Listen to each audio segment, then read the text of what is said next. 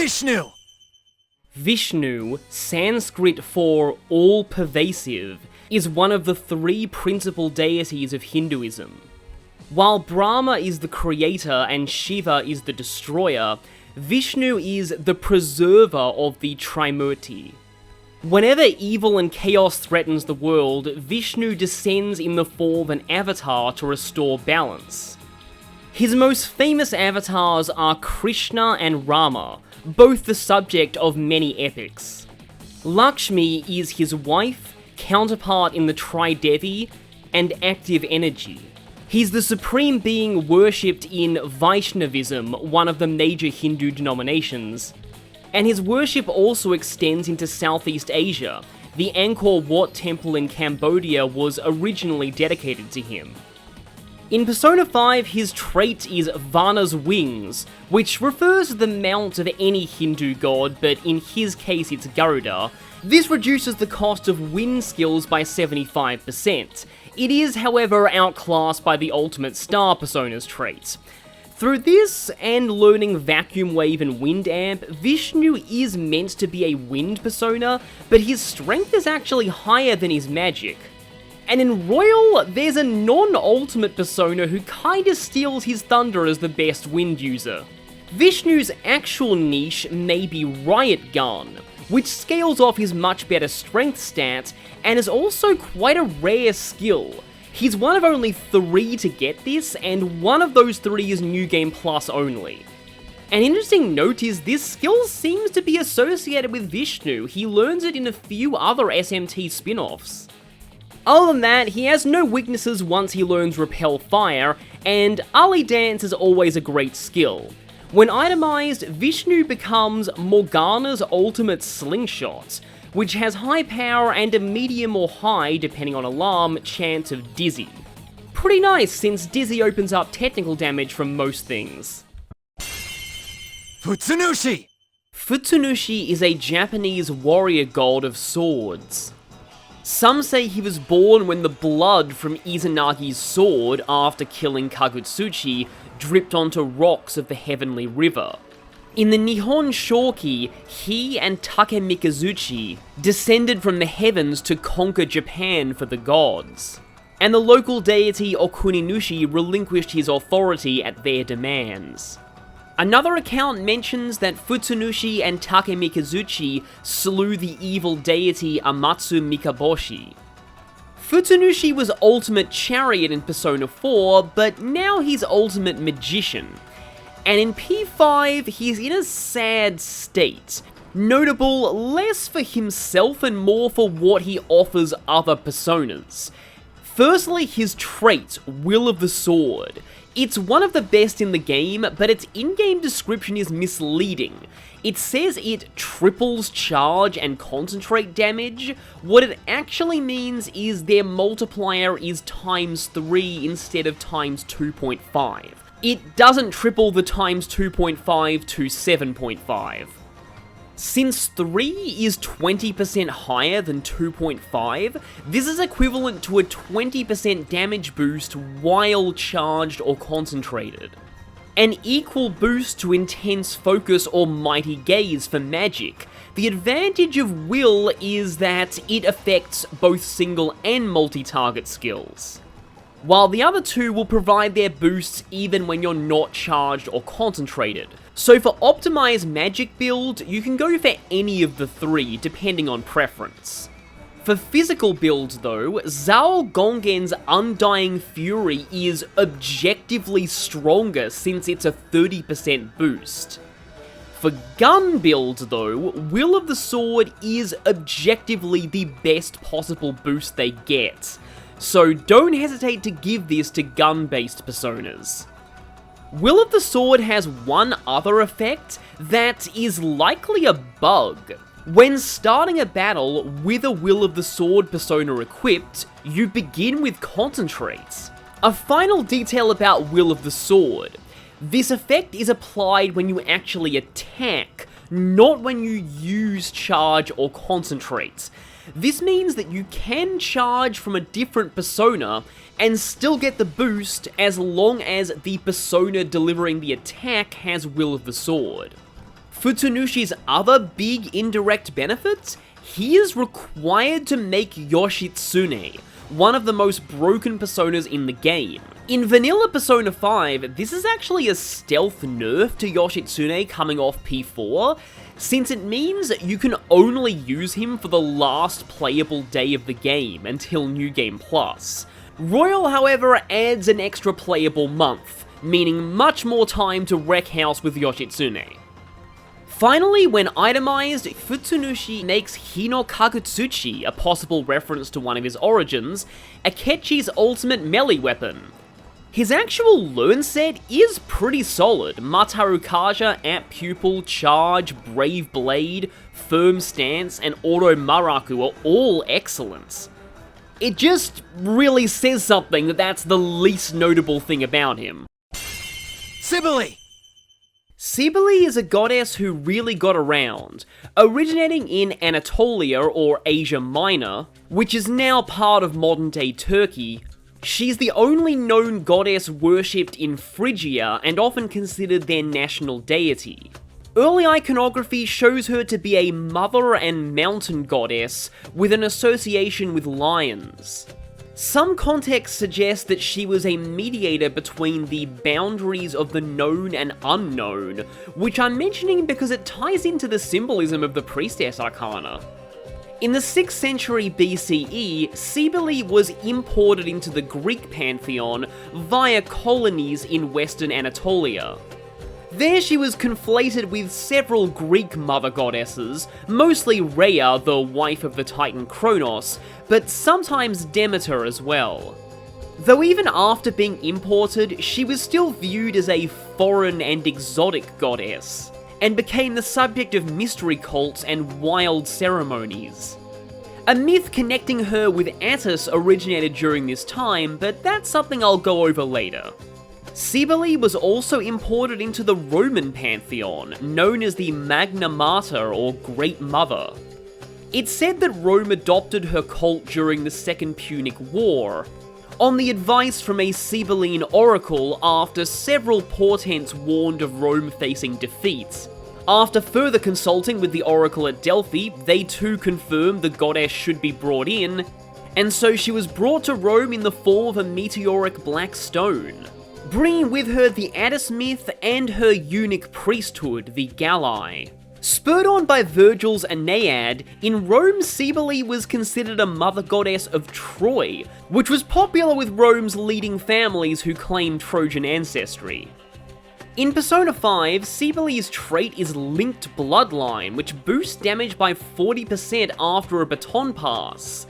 Strangely, though the skill's description doesn't tell you this, testing has confirmed this only works on single target attacks.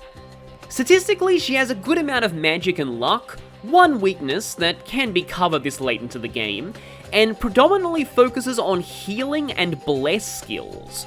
Notably, she's one of only 2 personas, the other being Royal exclusive, to learn Drain Bless. Auto Maraku is also a very nice passive skill to have, but other than that, there's not a lot to say. She's a very good healer, but you might need to pass more magic skills to her if you want to make the best of her traits. That or just pass the trait to more offensive personas. When itemized, she makes Makoto's ultimate fist weapon, which gives a high critical boost. Mother Harlot! Mystery, Babylon the Great, Mother of Harlots and Abominations of the Earth, her name shortened for this game, is a metaphor from the biblical Book of Revelation. She is described as a woman sitting upon a scarlet-coloured beast, full of names of blasphemy, having 7 heads and 10 horns. The woman is dressed in purple and scarlet, decked with gold, precious stones, and pearls, and having a cup in her hand full of abominations. The passage concludes with the speaker realizing that she's a metaphor for a city, but it's not specified what city that is, and it's the source of a lot of scholarly debate. The most common consensus is Rome, with the beast's 7 heads representing the 7 hills of Rome. But other scholars oppose different theories, such as Jerusalem, the Catholic Church, or her simply being a metaphor for evil. As a different take, the English occultist Aleister Crowley venerated her in his occult system Thelema, which is the reason why the 7 heads of her beast appear on the card artwork for the Hunger Arcana in Persona 4 Golden.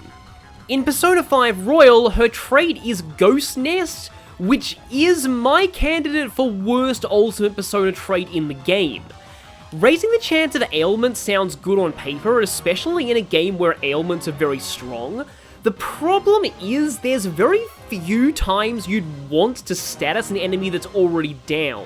And single target ailment skills already have such a high success rate that you only need ailment boost or the foul stench trait to make them virtually guaranteed, knockdown or no. She also doesn't learn any ailment skills apart from the low chance of freeze of her ice attacks. And if an enemy's already down, it's unlikely you'll need to freeze them. Trait aside though, she does have a pretty decent moveset, getting Repel Blessed to cover her only weakness, Ice Age and Ice Amp to boost it, along with learning Debilitate. Trumpeter does get this at a much lower level, but learning Debilitate is always a good thing for a Persona as it is one of the best skills in the game. When itemized, she gives Clam Soleus or Clam Soleus R, Morgana's ultimate melee weapon, and giving plus 50 SP is a great effect for him. Overall, the Great Mother of Abominations is a creative choice for an Ultimate Empress persona, and though her trait is bad, she's surprisingly good in other ways. Odin! Odin is back, cementing his rule over the Emperor Arcana since Persona 3. It's fitting given that he's a very iconic god from Norse and broader Northern European mythology. Frequently depicted as the head of the Norse pantheon and father of Thor, his domains include wisdom, healing, royalty, knowledge, war, and even poetry, and his names and titles are just as varied. He's been known as Woden and Wotan, along with so many other names that Wikipedia literally has an entire page for them. Odin is also known for his association with crows, the wild hunt, hanging himself from the tree of Yggdrasil to gain knowledge, and roaming the world in his guise as the Wanderer. Odin's cultural influence can be felt even to this day, being responsible for the name Wednesday, an inspiration for Gandalf the Grey, and even possibly Santa Claus. In Persona 5, Odin's trait is Bargain Bolts, and it's outclassed by the Ultimate Star trait.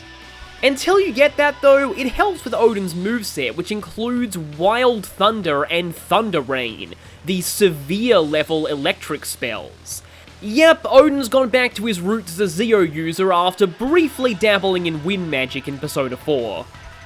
An important note is that Thunder Rain used to be an exclusive skill, it's not anymore, and neither are the other single target severe spells. Odin is still the only persona to learn this naturally though, but it can be spread to other personas. Meanwhile, Wild Thunder is only learned by level up from both him and Thor.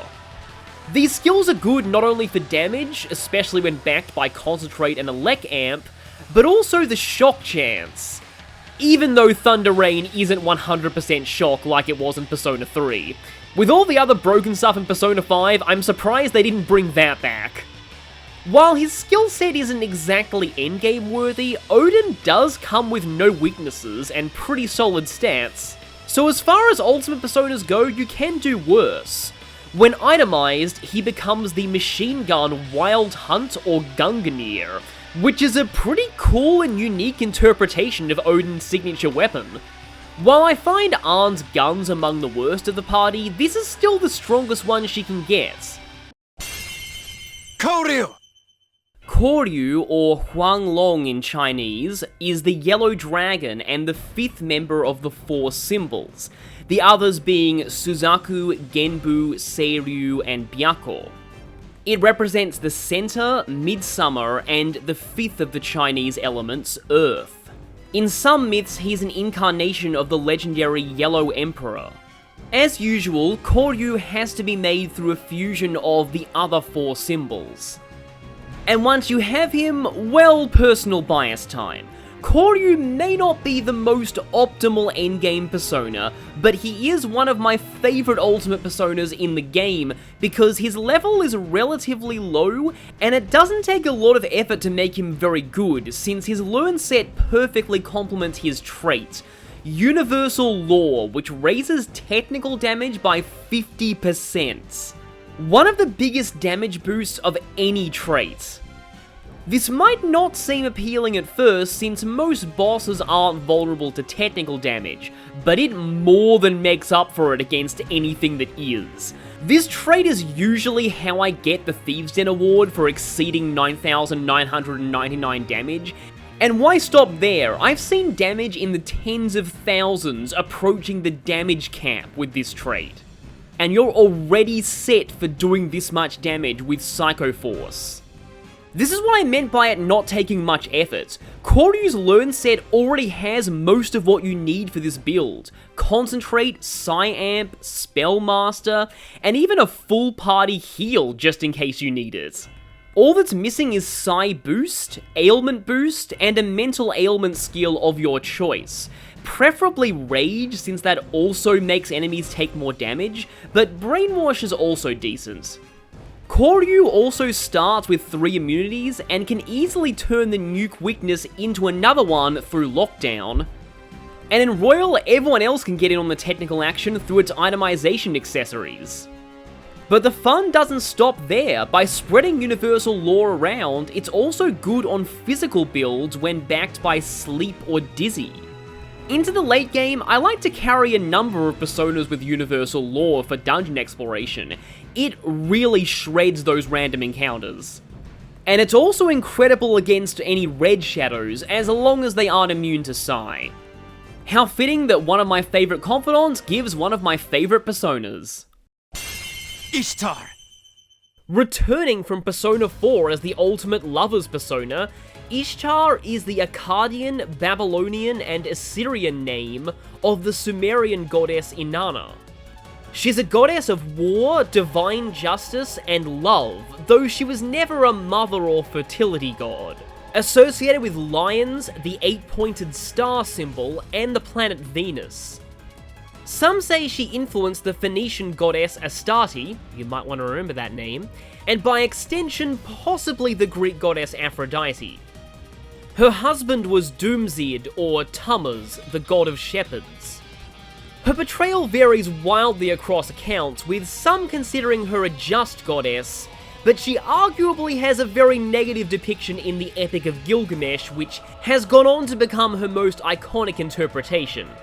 There, it's said that all of her lovers have met horrible fates, and when Gilgamesh, knowing this, refuses her advances, she sends the Bull of Heaven after him, which results in the death of his friend Enkidu. In-game, Ishtar's trait is Grace of Mother, which reduces the cost of healing skills by 75%, a bigger decrease than Spellmaster. An important thing to note is the way that these skills work though. These traits trigger upon use of a skill, and then they reduce the SP cost as it's being cast. This means the reduction is not taken into consideration in the skill menu. It does mean, however, that this stacks with Spellmaster. You'll get the cost reduced by 50% in the menu, and then that cost will be reduced by an additional 75% during casting. This also means something important for Grace of Mother specifically. It does not reduce the SP cost of healing skills when used outside of battle. So if you're keeping this trait on Ishtar, make sure you always do your healing in battle to reap the benefits. Ishtar gets Medea Rahan, Summer Rakam, and Salvation naturally, and since Salvation's biggest weakness is its SP cost, getting it for cheap is pretty useful. She also naturally learns Spellmaster for even lower SP costs. She starts with Absorb Wind, so essentially has no weakness, and insta-heal is kind of like an always working detox, which can be nice insurance to have on Joker. Ishtar's itemization result is particularly interesting, as during an alarm, she'll make an accessory that will give anybody access to Thunder Rain, the severe tier single target electricity spell. If you're willing to give up an accessory slot, having this on Arn or Makoto can be pretty nice. Overall, Ishtar is a fairly decent late game healing persona, but she has the downside of being outclassed in that role by a royal exclusive ultimate persona. Chiyu! Hey, welcome back! Haven't seen you as an ultimate since Persona 3.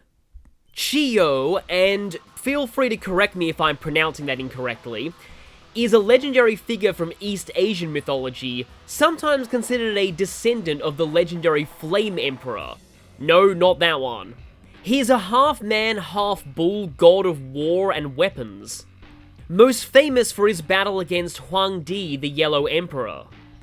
Chiyo won most of their encounters until the invention of the self-pointing chariots, essentially a chariot with a built-in compass, allowed Huang Di's forces to navigate through the thick fog summoned by Chiyo, tipping the battle in his favour. Despite his defeat, he was still worshipped as one of the 3 legendary founding figures of China. In gameplay, his trait is Chiyo's Blessing, which reduces the cost of Psi skills by 75%. This one, again, suffers from the star problem. But it does gel with his skill set as he learns the 2 severe tier Psi skills. He's got some very solid other abilities too, from passives like Repel Fizz at base, and eventually Drain Psi for passing to other personas, the all-important Concentrate for boosting magic damage, and Fortify Spirit is kinda decent too. Gigantomachia is a decent physical attack, and Chiyo has the stats to act as a mixed attacker. His itemizations are also excellent, turning into Repel Fizz or Drain Fizz skill cards. This is a rare situation. I'd say the non-alarm itemization is arguably better. On any enemy not immune to physical, Repel Fizz can get pretty crazy with the retaliating body traits, so this makes a good skill to distribute to other personas. It's actually pretty effective against the royal exclusive super boss too. Unlike some super bosses in the series, this one does not instantly kill you for having immunities. Overall, Chiyo is a very solid persona. His main weaknesses are his mediocre traits, and the fact that his level is absurdly high for the ultimate persona of the first Confidant you start, and likely one of the first you finish. Metatron! Metatron is a high-ranking angel mostly relevant to the Kabbalah and Jewish mysticism. He's never mentioned in the Torah or the Bible, so is generally not considered canonical. But he's mentioned 3 times in the Talmud. According to some traditions, he's the ascended form of Enoch, the great-grandfather of Noah. The book of Genesis says that Enoch walked with God and he was no more, for God took him, which some think means he became an angel while others dispute this. Metatron is described as the scribe of heaven, and some go so far as to call him a lesser Yahweh. Metatron also features in mystical texts such as the Merkaba and the Zohar. In Persona 5, he also requires a special fusion of Michael, Sandalphon, Dominion, Melchizedek, Power, and Principality, which notably means you have to have maxed out Mishima's Confidant too. And Metatron is also required to fuse Lucifer, but as for Metatron himself, his trait is Martyr's Gift, which is outclassed by the persona I just mentioned, and by the time you can get Metatron, you're likely very close to getting Lucifer anyway, unless you have a max star. Metatron has very good stats though, and Drain, Psi, and Nuclear to begin with. A running theme with Metatron in the Persona games is that he can easily be made to null all elements. That's not true in Persona 5, there is no passive skill to null gun. Still, he learns a good mix of decent skills: Sword Dance for crits, Hammer boosted Mahama-on for Bless-based instant death, Bless Ant Makorga-on for Blessed-based normal damage, Concentrate to buff that normal damage further, and Megadola-on. When itemized, Metatron makes Nataraja, a gun for the protagonist that gives +5 to all stats, +10 with the doubling glitch.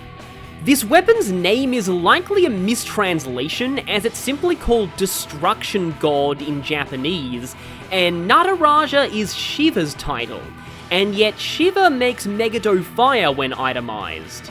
A name more appropriate for Metatron or Satan's itemization weapon. Ongyo-Ki! Fitting for its nature as the Oni of invisibility, Ongyo-Ki is very hard to find mythological info on, since Google searching in both Japanese and English brings up almost entirely results from SMT and Persona. But what little I can find says it's one of the 4 Oni summoned by Fujiwara no Chikata when he rebelled against the Imperial Court. The other Oni were Suiki, Fuki, and Kinki, though some versions of the tale replace Fuki with Kaki and Dorki, the Fire and Earth Oni. Of the 4, Ongyo-Ki was said to make Fujiwara invisible and undetectable, which some myths say is the origin of ninja. Fujiwara was defeated when Kinotomo recited the Waka poem, "All things, whether grass or tree, are ruled by the Emperor, and not even an Oni can turn his back to the Emperor and live in this land." These words dispelling and banishing the 4 Oni. Ongyo-Ki, fittingly, can only be made by fusing Suiki, Fuki, and Kinki, and it has the Demon's Bite trait, doubling the amount of HP restored to Joker. This effect regenerates skills, and if you stack all 3 of them on it, you have a pretty good self-healing build. However, this trait is truly busted in the hands of a different Ultimate Persona, but that's one we won't have access to until the 3rd semester. Just keep it in mind until then. Ongyo-Ki is difficult to fuse due to his high level, and his skill set is pretty weird, focusing heavily on passives that are probably better off passed to other personas, just like his traits. Last Stand reduces hit rate by 66% while surrounded. Unfortunately, this does not work with Vitality of the Tree, and it also doesn't stack with Ali Dance, so it's not as good of a skill as you might think.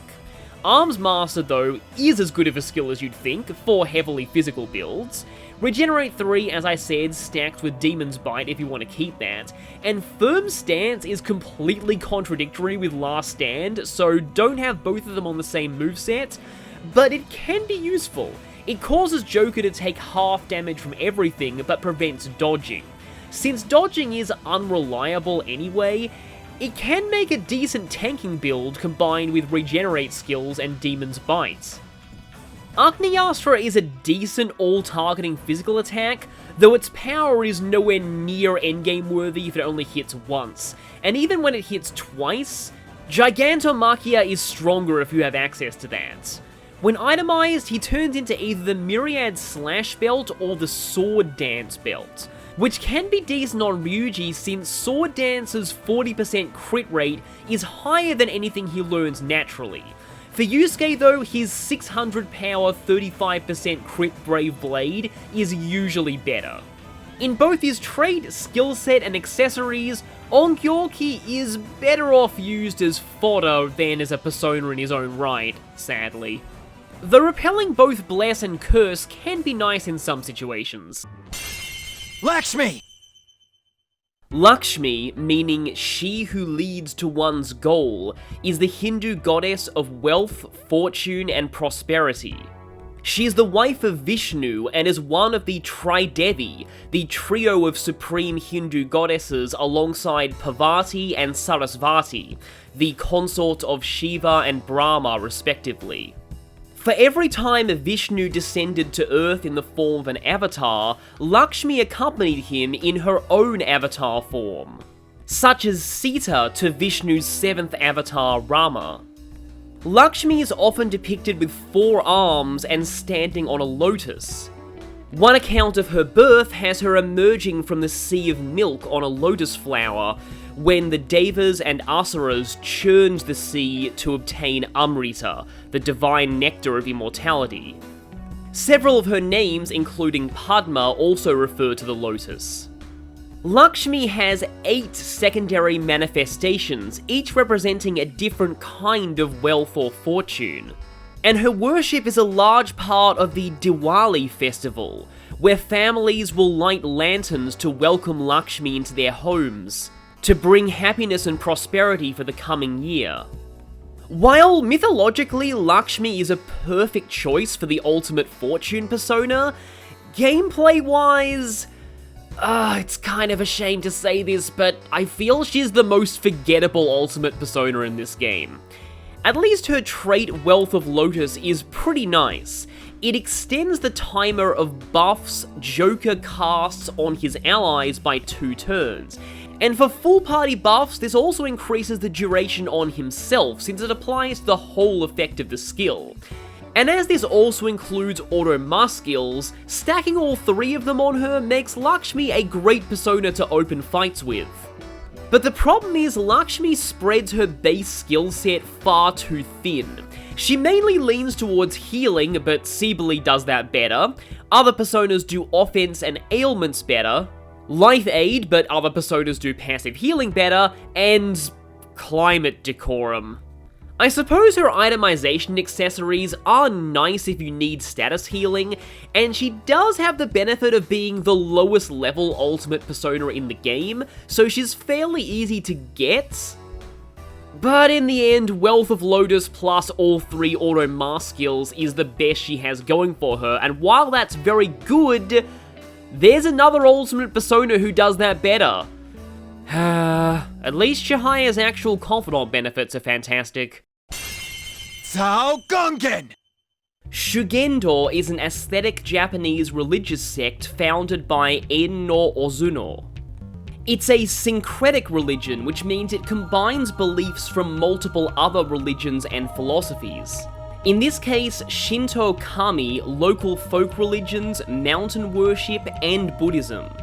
Practitioners are called Yamabushi, which is what the Great Master class in Fire Emblem Fates is based on. Shugendo venerates Gongen, incarnations of Buddhas as Japanese kami, and one of the most important is Zaou-Gongen, the protector of Mount Kimpusen, and a manifestation of the historical Buddha, Kanon, and Miroku. As the ultimate form of the Strength Arcana, Zaou-Gongen's trait is Undying Fury, a better version of Striking Weight. It boosts physical damage by 30%. Important to know about this trait is it only works on physical attacks, not gun skills, even though they're buffed by charge. And speaking of charge, there is another ultimate persona trait called Will of the Sword that raises charge and concentrate damage.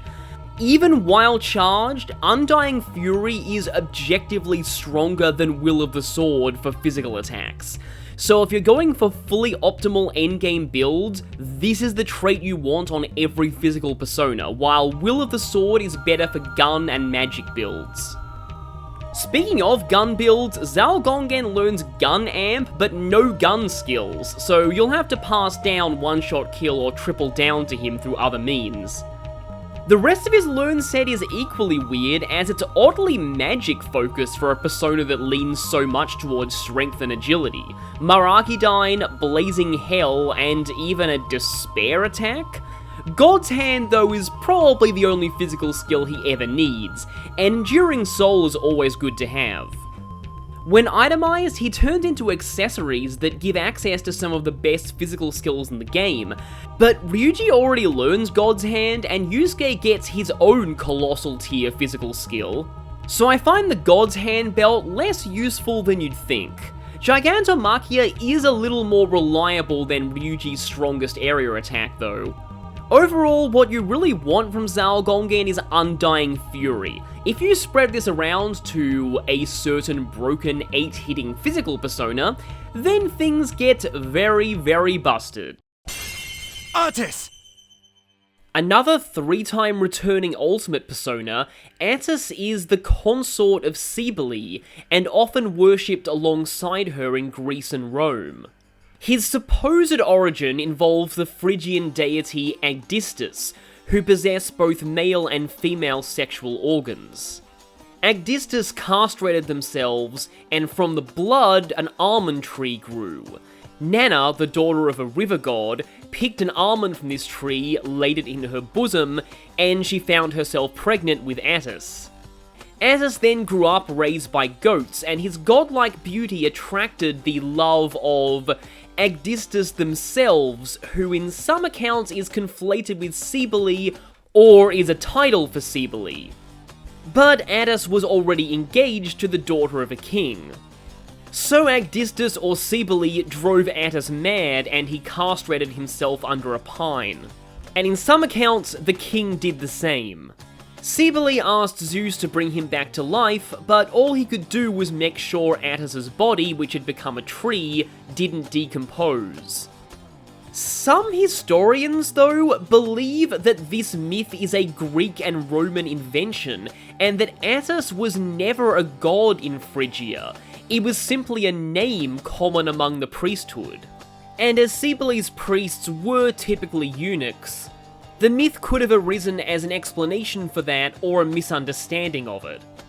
Attis was nothing special in vanilla Persona 5, but in Royal, his trait is one of the best in the game: Vitality of the Tree. This is the same as Pinch Anchor, except it doesn't require a baton pass, it's always in effect. And this means Thermopylae is now a 30 SP full party heat riser with no drawbacks.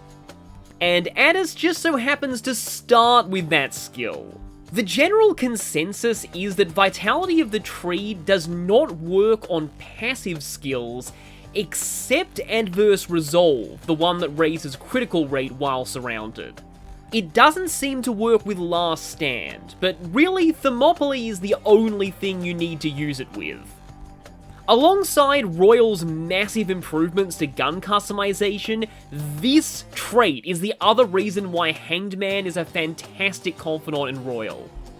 But even aside from that, Attis is still a pretty good persona, having Enduring Soul early, Salvation from the beginning, Summer Recalm, Drain Curse to turn his one weakness into more self-healing, and Blazing Hell, the strongest fire attack.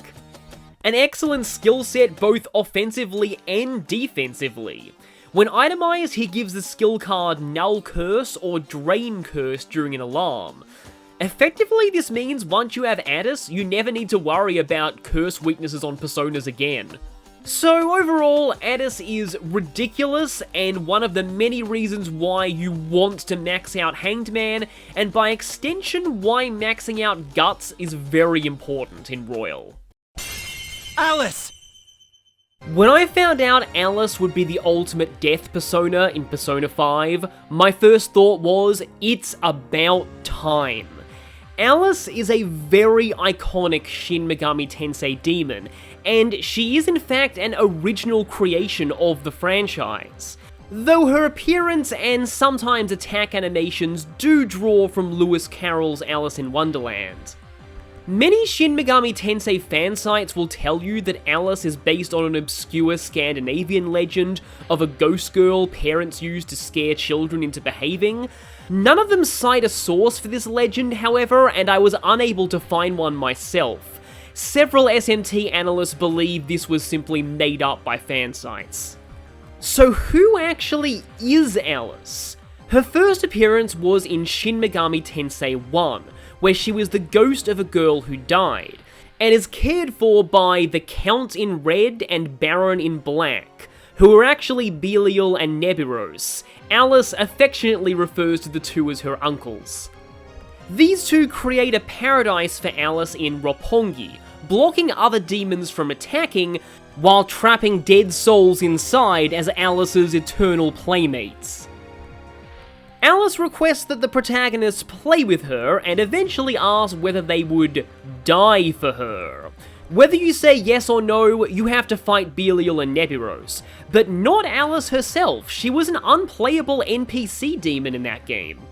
Some major events happen in this Roppongi visit that have repercussions later in SMT1's story, but I won't spoil that here. Shin Megami Tensei 2 was the first game Alice could actually fight in. During a full moon, there was a 1 in 128 chance of her appearing from a magical chest. If you refused to give her the item within that chest, she would attack you. In Persona 1, Alice appears as a rare, level 99 random encounter, and defeating her gives an item required to summon Beelzebub. In Persona 2, she appeared as part of the Lover's Arcana, and had an alternate form, Dark Alice. In Devil Survivor 2, Alice is the ultimate New Game Plus superboss, requiring you to also defeat Belial and Nebulos in the same run. That game's version of Die For Me I find especially hilarious because it deals almighty damage equal to exactly the target's maximum HP and MP. Through all of her appearances, one thing is certain. If this girl ever asks you if you want to be her friend, pray you have dark immunity at the time, because whatever you answer, she'll try and kill you. And in Persona 5, she gets to try for free, because her trait reduces the cost of instant death skills to 0. This is interesting, as it makes instant death builds actually kind of viable. It works on other Personas too. Though Alice benefits more than most thanks to her signature skill Die For Me, which has the highest chance of instant death you'll get in P5. However, her high magic stat, natural access to concentrate, and Maegaon and Megadolon makes Alice a very good persona for straight magical offense if you want to go that route. Alice also learns the fairly rare survival trick skill, which you'd think would be decent on a persona weak to Bless. The problem is, since she's naturally immune to Curse, you can just put her in lockdown for one day, and she'll likely come out with Bless immunity as well, rendering survival trick completely pointless.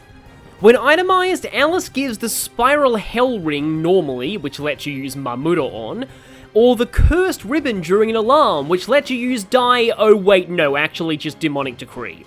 Alice isn't gonna let just anyone run around with her signature move after all, unless you're playing SMT4. Oh, and Alice requires a special fusion, and if you've been paying attention to this video, you probably know who the components are. Ardha! Ardha, short for Ardha Narishvara, is the combined form of the Hindu god Shiva and his wife Parvati. Their name literally means the Lord who is half woman. Representing the perfect union of masculine and feminine energies and the ultimate balancing of opposites, Ardha is the perfect persona to be the ultimate for the Temperance Arcana. The earliest images of Ardha date back to the 1st century CE, and there are many different myths for how they came to be.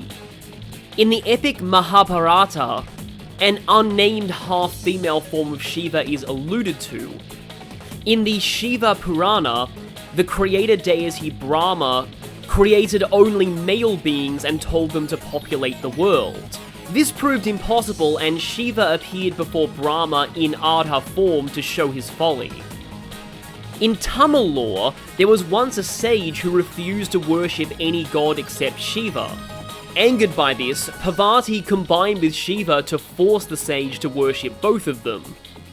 He still found a loophole, however, causing Parvati to curse him to lose all his flesh and blood, reducing him to a skeleton. Ardha's is Naranari, another one of their titles in mythology, which doubles the amount of SP restored to the user. This applies to the Invigorate 3 skill they begin with, along with any other SP restoration skills you pass down and SP recovery items. If you don't mind using DLC personas, Messiah has an objectively better version of this as it doubles HP restoration as well, but if you do mind, Naranari is the best aid to the Invigorate skill line in the game. Trait aside, Ardha is a very decent persona, having no weaknesses, a resistant to physical, 2 immunities, balanced stats aside from luck, and, as you would expect from the Temperance Arcana and the theme of ultimate unity of opposites, a good mix of physical, magical, support, and passive skills. Cosmic Flare is particularly noteworthy, being the strongest nuke attack in the game, though you'll need Nuke Boost and Nuke Amp to make the most of it. God's Hand is also excellent. Invigorate 3 synergizes well with Ardha's traits. Fortified Moxie is nice since you'll be ambushing 90% of the time, and Salvation is pretty excellent, although in most cases it's overkill. Medea Rahan is the main healing you'll need. Ardha also has the almighty inheritance type, so they can inherit any skill you want. Finally, in itemization, Ardha becomes Sahasrara, the best gun for a party member we don't have yet. But you might want to remember this because it's no Judge of the Dead, but +5 or +6 to all stats is still impressive, and it's got a pretty decent hit rate and ammo capacity too. One final thing to note is that Ardha can only be made via a special fusion, and it's pretty obviously Shiva and Parvati. Shiva himself also requires a special fusion of Rangda and Barong, so you'll need very specific personas to get this one. Beelzebub! Beelzebub is a name likely derived from Baal-Zebul, meaning Lord of the Heavenly Dwelling, a possible title for a god worshipped by the Philistines, with Baal-Zebub meaning Lord of the Flies being a derogatory pun on this. In the biblical book of Matthew, scribes accuse Jesus of driving out demons through the power of Beelzebub. Later demonology classifies him as one of the 7 princes of hell and master of the deadly sin of gluttony. In some sources, the name is synonymous with the devil, while in others, including John Milton's Paradise Lost, he's the devil's right-hand man. His design here, as in all Persona games, is based off of drawings from the Infernal Dictionary by Plancy. Beelzebub's trait, Mother's Lament, is fittingly outclassed by his boss. His stats are all around high apart from average luck, with very good magic, which is further complemented by Concentrate. He also learns every possible variety of curse skill, Ma'ega on for damage, Mamuda on for instant death, and Demonic Decree for HP halving. I mock those skills a lot, but I have since realised they do have a niche in challenge battles, where they can do a ton of damage to enemies without directly killing them. A safe way to score points while setting up kills for the people who have multipliers. Oh, and Megadolor is also here, I guess. And Evil Smile for status, though he has nothing that really synergizes with that. Curse Amp is very nice though, pass down Curse Boost, and Aegon will be hitting very hard. Beelzebub's main weakness is, well, his weakness to Bless, while he has no way to cover that on his natural skill sets. Beelzebub is an important persona as when itemized he gives the Fleur de Mal, which literally means Flowers of Evil, Haru's ultimate melee weapon. Named after an anthology of French poetry by Charles Baudelaire, which was so scandalous on its publication that 6 of its poems got censored. It hits hard, has a high chance of inflicting dizzy, and boosts her magic. What more could she want? Mada! Mada means intoxication or intoxicator, and can refer to 2 things in Hinduism. First, to a negative state of mind, holding excessive pride, stubbornness, or arrogance towards another person, that is an obstacle towards attaining moksha or enlightenment. It also refers to the giant Rakshasa with this name from the Mahabharata. The Aswins, twin gods, sought Soma, the elixir of immortality, but Indra would not invite them to his party. They sought assistance from a sage who performed a sacrifice in their name, which only made Indra even more angry. With a mountain in one hand and a thunderbolt in another, he prepared to attack, and in response, the sage summoned Mada, a monster with 2 sets of jaws so huge it could swallow the heavens and the earth, including all the gods, in one bite. At this, Indra was like, okay, you win, and let them come to the party. Mada's trait, Drunken Passion, is yet another one outclassed by Lucifer. But that's not the case for his learn set, as it's pretty much the unparalleled Master of Fire, getting both Inferno and Blazing Hell, Fire Amp, Burn Boost, Spellmaster to cheapen these, which stacks with Drunken Passion by the way, along with some very useful passives like Fortify Spirit and Enduring Soul. Other Ultimate Personas do have higher magic stats though. When itemized, Mada lets anyone else join in on the pyromaniac fun with the Spiral Inferno Ring and especially the Dark Flame Band, which gives anyone access to Inferno. This is good both on Makoto and Haru for extra severe tier attacks, and even on Arn as she only learns Blazing Hell normally and you might want a single target severe fire skill. Lucifer! Haleo went from broken in Persona 3 to heavily nerfed in 4 to non-existent in 5, as the ultimate star position is now occupied by the hidden aspect of the adamant rail himself.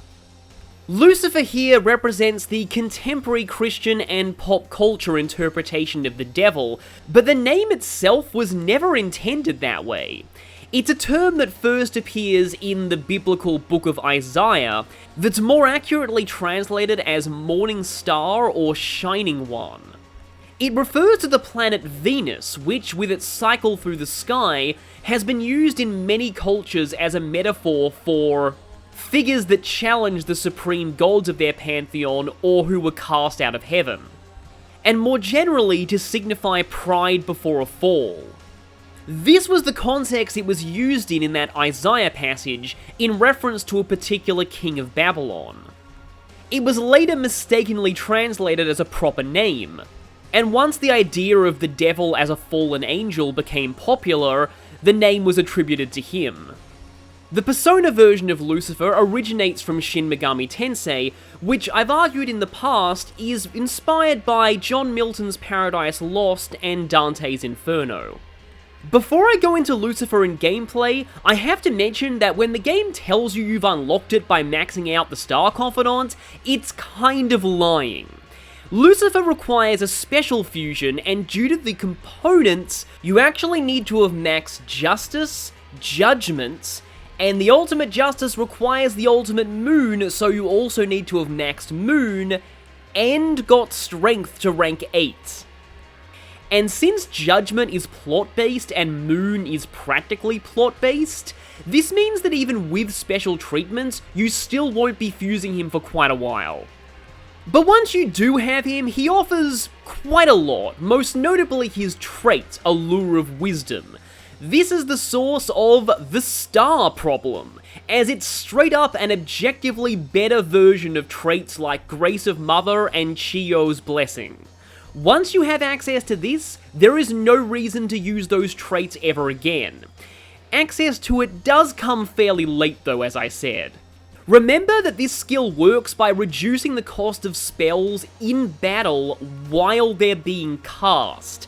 This means that while it does stack with Spellmaster, the reduction will not be reflected in the menu, and it does not affect the cost of healing spells used outside of battle. Lucifer also learns some pretty great skills, including colossal physical damage attacks, his signature move Morning Star for severe almighty area damage, Spellmaster to, again, stack with his traits, Drain Curse, which is mostly for fodder since he already does that naturally, Heat Riser, which is okay, Repel Bless gets rid of his one weakness, Insta-heal is pretty nice, although there are abilities that make you fully immune to status, and then Drain Fizz, which is always good. Lucifer's elemental resistances were also significantly improved in Royal. In the base game, he had none and still had a weakness to lights. Fans likely complained that such an iconic demon was so weak, so he now nulls physical and gun and resists the main 4 elements. And these resistances actually carried over to Persona 5 Strikers for the most part, despite that game taking more from vanilla P5's mechanics.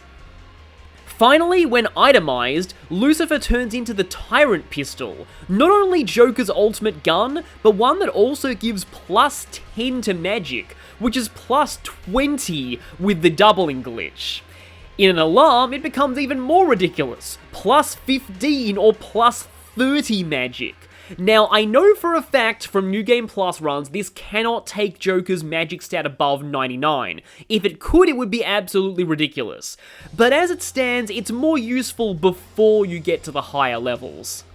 Still, it is pretty much Joker's ultimate gun, so I would highly recommend getting it. Fun fact that I literally just discovered while editing this video, this gun actually debuted in Persona 2 and was also obtained by sacrificing Lucifer in the Velvet Room, though there it went by its Japanese name, Gun of 1,000 Demons. Sandalphon! Sandalphon is an archangel from Judaism and Christianity, though he's never explicitly mentioned in scripture and is probably non-canonical. His main appearances are in mystic Judaism such as Kabbalah and early Christianity. He's the twin brother of Metatron, and as Metatron is considered the angelic ascension of Enoch, Sandalphon is considered the angelic form of the prophet Elijah. His name may be derived from the Hebrew for Godfather, or the Greek together and brother. Most legends agree that he is extremely tall and it would take 500 years to cross the length of his body. In Kabbalah, he is associated with Malkuth in the Tree of Life, which means kingdom, and represents the physical world. And it's his job to receive human prayers and send them to God. In other sources, he's in a constant battle with Samael, or possibly Satan. The conflation between those two is a story for another day. For now, Sandalphon has a very interesting trait, Omen, multiplying the success rate of instant death skills by 1.5 times. This trait works decently on him when combined with Mahama-On, Hammer-On, and skills like Hammer Boost. However, it's at its best when it's transferred to other personas. Most notably, the free DLC persona Thanatos, whose Door of Hades skill is boosted by this. A certain famous death persona also makes good use of this trait. Sandalphon sports a resistance to both physical elements and no weaknesses, and learns some pretty solid all-round skills, and his revival and status curing is the least of it. Angelic Grace doubles evasion against everything except instant death and almighty. Repel Curse makes his curse immunity even better, and Sword Dance has the highest base critical rate of any physical skill besides the Lucky Punch line at 40%. Though admittedly Brave Blade is almost twice as strong, doesn't cost much less HP, and has 35% crit, so it's probably outclassed, but still it's a solid ability. When itemized, Sandalphon makes the Sword of Sinai the ultimate weapon for Yoshizawa, though technically there's another sword with only slightly less power that gives +5 endurance, so your mileage may vary on whether this is actually her best weapon. Asura! Asura is a 3-time returning ultimate persona from Persona 3, much to my exasperation, as now I have to go into its very complicated history again. The Shin Megami Tensei Asura can represent multiple beings, and either it's a composite of all of them, or the franchise can't make up its mind which one. In Hindu mythology, Asuras are a class of divine being. In early texts, they encompassed a variety of demigods with both good and evil qualities, but later Vedic literature would refer to the benevolent ones as devas and the malevolent ones as asuras, and put them in a state of perpetual conflict. In Buddhism, asuras are powerful supernatural beings, sometimes demigods, sometimes non-divine titans, and are associated with negative worldly desires like wrath, envy, insecurity, and arrogance. In Japanese Buddhism, the strongest of them are referred to as Ashura or Asura Lord, and this is significant because that's the name of this persona in Japanese in several games. Asura's design here is heavily based in Japanese Buddhism, but its compendium descriptions and daily demon showcase video for Shin Megami Tensei 5 lean more towards the Hindu interpretation, and making things even more complicated is some SMT games link Asura to Zoroastrianism, being originally the supreme good figure Ahura Mazda demonized into an Asura. Others say this is a specific Asura king from Hindu mythology, Mahavirokana, who's claimed to be associated with light and fire, which fits the Sun Arcana.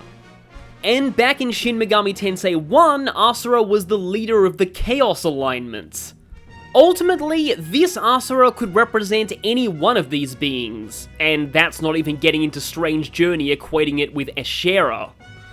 And to escape all that headache, I'm going to explain his gameplay now. Asura's trait is Atomic Hellscape, reduces cost of outclassed by Lucifer, you get the idea.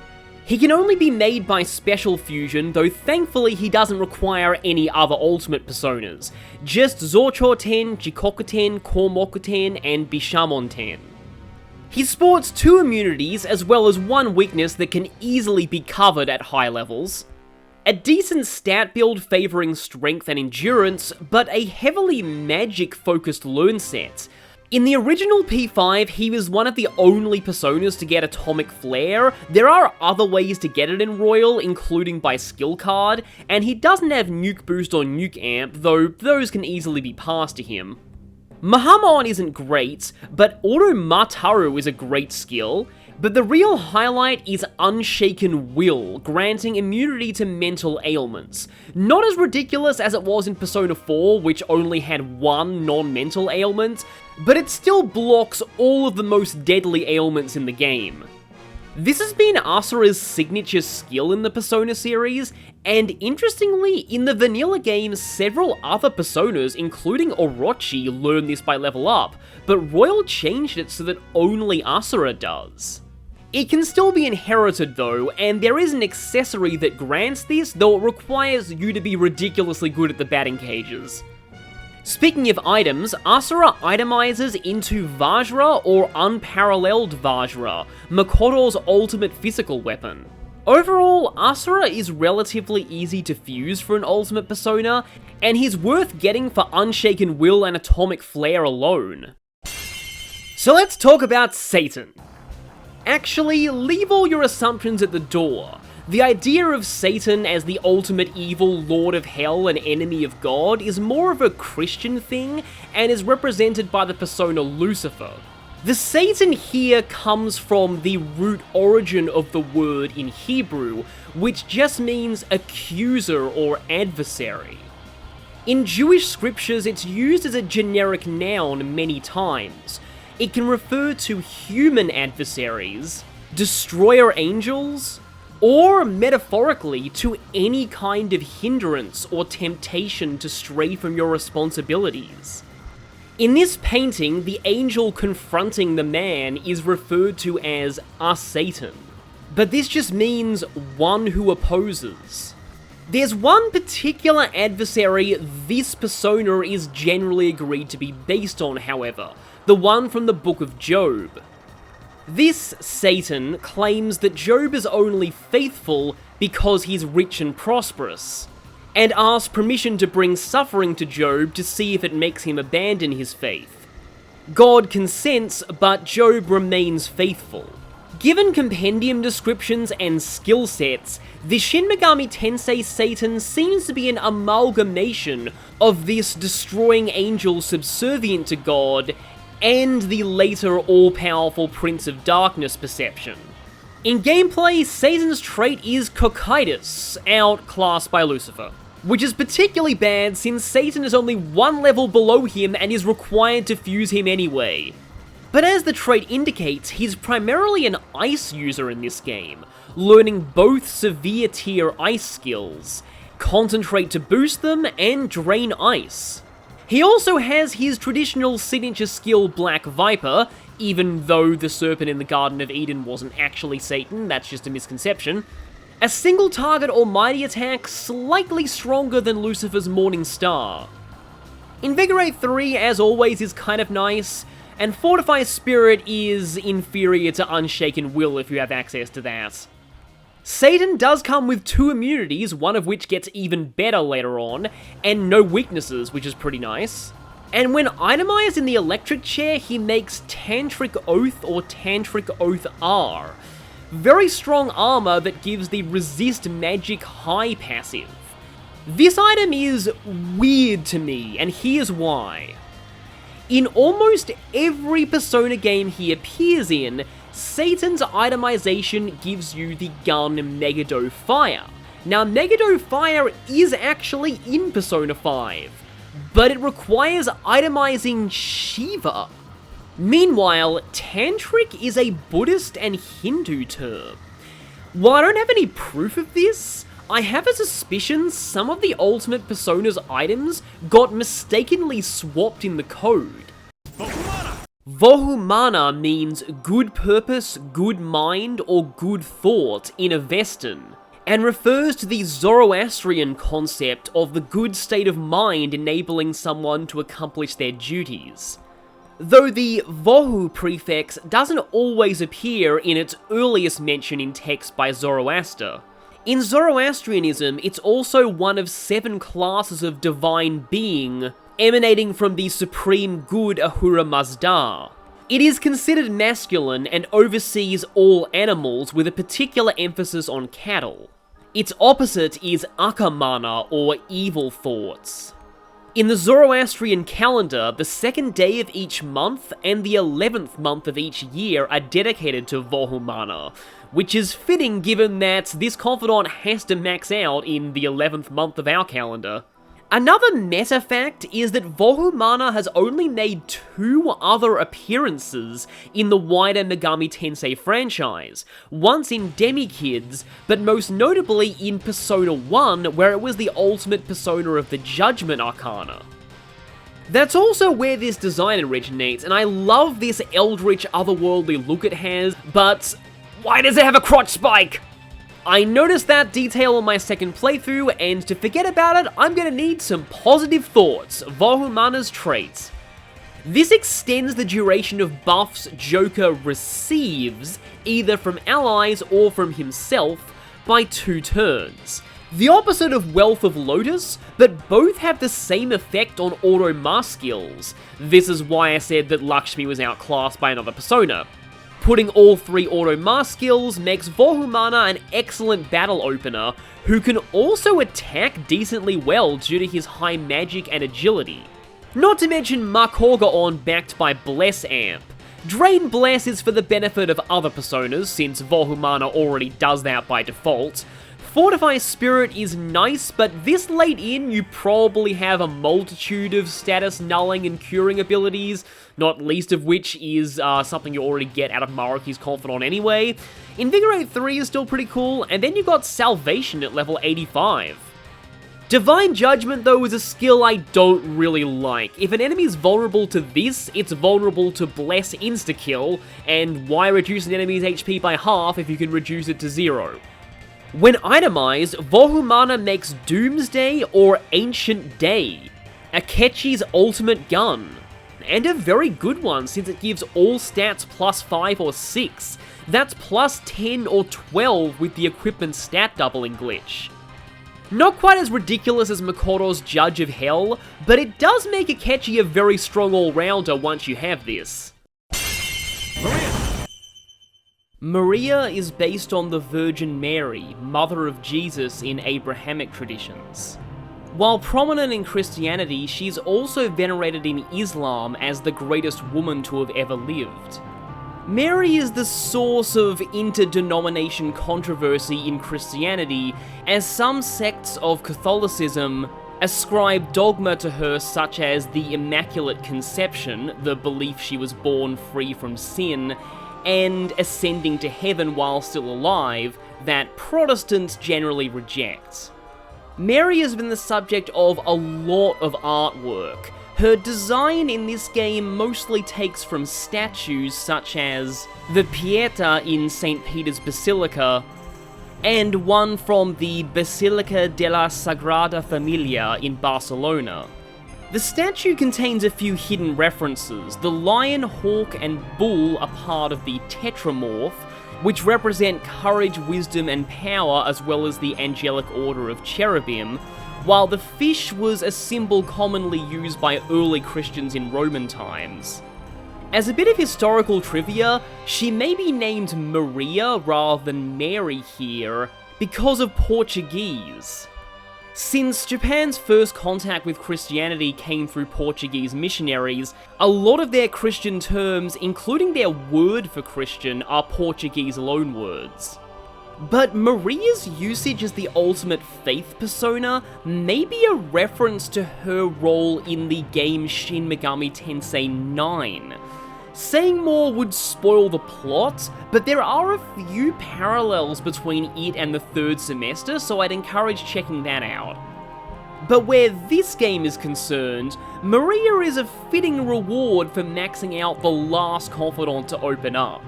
Her trait is Ave Maria, which reduces the cost of support skills by 75%, even this late in, that's still outclassed by Lucifer's.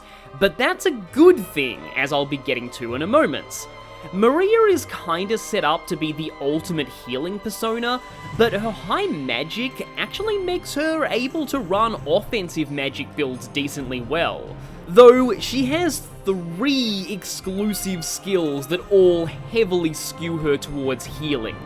Holy Benevolence is the only multi-target revival outside of an item purchasable from Takemi at rank 10. Holy Embrace restores 25% of Joker's max HP every turn, while Holy Whisper restores 15% and also 15 SP. She also gets Invigorate 3 to enhance the SP regeneration, Salvation for full healing, Heat Riser, which is not the best, especially if you have Yusuke's ultimate persona, and Angelic Grace to increase her defensive ability. But there is an application of Maria that may not be entirely obvious. Remember when I said back in Ongyo-Ki's bio? This trait is truly busted in the hands of a different ultimate persona. Yep, this is that persona. By passing the trait Demon's Bite onto her, and then passing down some regenerate skills, you can have a build where Joker recovers 100% HP at the start of every turn. Combine that with Firm Stance and Enduring Soul, and Futaba's Confidant abilities, you will never need to worry about game overs again, as long as you keep Maria equipped. Since Holy Embrace and Holy Whisper can't be transferred, this build is entirely exclusive to Maria, and it's pretty fun against super bosses. When itemized, Maria gives an accessory that lets anyone use Medea Rahan or, much more interestingly, Holy Benevolence, a rare occasion of a persona signature move being usable by anyone in the party. Other party members get limited use out of multi-target revival since Joker going down is always a game over, but it's still an interesting novelty. Satanael! It's about time Joker gets to use this thing. Within the lore of Persona 5 itself, Satanael is meant to be a Gnostic interpretation of Lucifer, a fallen angel who defied their creator, and in this case the creator is Yaldabaoth and evil, therefore this figure is good. Satanael in some traditions is the name Satan originally had before his fall. But in terms of actual Gnosticism, this may not be accurate, because the Gnostic equivalent of the devil is actually Yaldabaoth. In fact, Satan is simply one of Yaldabaoth's many names. And most Gnostic sects don't have an equivalent of Lucifer. What they do believe, and what Satanael may also be referencing, is that the serpent that tempted Adam and Eve with knowledge in the Garden of Eden was a good thing, as it freed them from Yaldabaoth's ignorance and control, although this serpent was typically attributed to Sophia or Jesus rather than a fallen angel. I'm gonna do things a bit differently with the gameplay and explain the trait last, because it's more complicated than you might think. As a persona, Satanael has great stats all round and can run pretty much any build you would want. He resists every element and is immune to Bless and Curse, which also means you can't be insta-killed, and possesses a solid learn set, although it got buffed considerably in Royal. Maegaon and Megadolaon offer damage, and in Royal, Satanael also learns Black Viper, a reference to that Garden of Eden myth I mentioned.